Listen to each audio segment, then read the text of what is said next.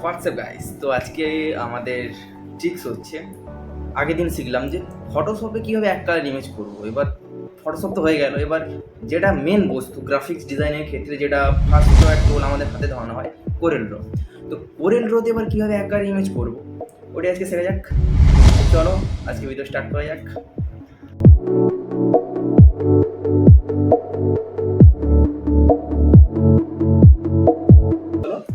First একটা bit map mode.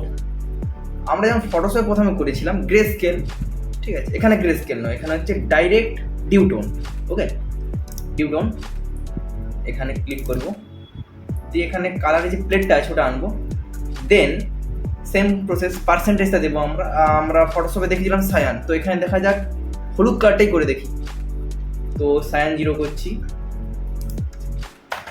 0, ম্যাজেন্টাও করে দিচ্ছি 0, ইউরোটা 100 করে দিচ্ছি, দেন ওকে করলাম।